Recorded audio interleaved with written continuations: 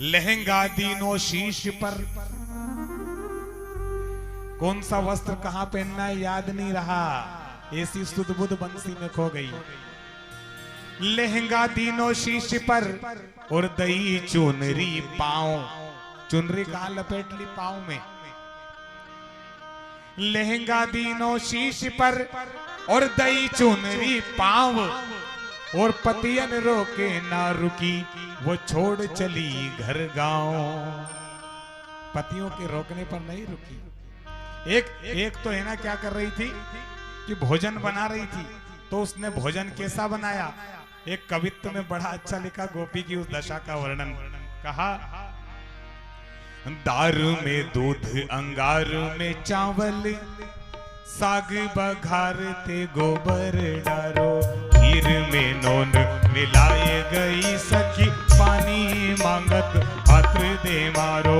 हे प्रभु या नार कैसी बला है, हे प्रभु या नार कैसी बला है। आपू ही देखो या तो सवारो। दार में दूध अंगार में चावल, साग बघारते गोबर। दाल में दूध,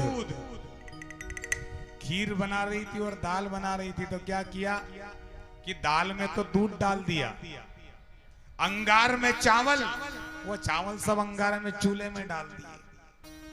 और साग सब्जी तो इतनी बढ़िया बघारी उसने। कहा, दाल में दूध अंगार में चावल और साग बघारते गोबर डालो। सब्जी बघारते बघारते गोबर डाल दिया। और तो और खीर में नौन मिलाई गई। खीर में नमक मिलाते हैं कि शक्कर मिलाते हैं, इसको ध्यान नहीं रहा, तो इसने खीर में नमक मिला दिया।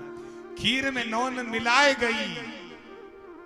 और उसका पति आया उस समय, तो कहा, लाओ मुझे पानी पिला दो। अब वो जल्दबाजी में तो थी सही, पति ने पानी मांगा तो क्या करा, हाथ में लोटा नहीं दिया, सीधा लोटा फेंक के मारा तो उसका सर फोड़ दिया। ले पी ले। खीर में नौन मिलाई गई और पानी मांगत पात्र दे मारो। वो पति कहने लगा, हे प्रभु या नार कैसी बला है। अब मैं खुद को देखूं कि या ही संवारूं, अपना खून बंद करूं कि इसको रोकूं, क्या करूं। लेकिन वो तो चली गई। एक गोपी को उसके पति ने जबरदस्ती कमरे में बंद कर दिया, तो वो गोपी, उसका शरीर तो वहीं छूट गया और आत्मा के द्वारा मधुबन में भगवान के पास पहुंच गई। ऐसी होती है भक्ति।